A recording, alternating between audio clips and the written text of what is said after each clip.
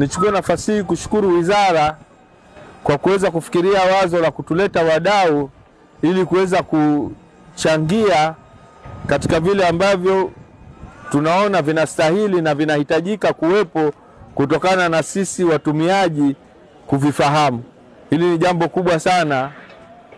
Mimi sikumbuki wakati uwanja wa Mkapa unajengwa kwamba tuliitwa kufanya kitu kama hiki, lakini hiki ni kitu kikubwa sana ambacho kinasaidia kuondoa usumbufu wa mara kwa mara wakati ambapo na mashindano, kwa kuwa na mahitaji yanatakiwa. Tunajua mahitaji yatahitajika mengine zaidi kutokana na muda na teknolojia inavyobadilika, lakini kwa hili lilofanyika leo ni jambo kubwa sana na sisi tumechangia. Lakini pia sema kweli spidi inayokwenda ni spidi kubwa sana ambayo sikutarajia. Mara ya mwisho kuja tulikuwa ni kwenye foundation, lakini sasa hivi uwanja ushakamilika, na ni jambo ambalo linatupa ahueni kujua kwamba tayari AFCON 2027 itakuwepo Arusha na itakuwepo Tanzania na itakuwepo Afrika, na pamoja AFCON ambayo tutafanya sisi na wenzetu wa Kenya na Uganda.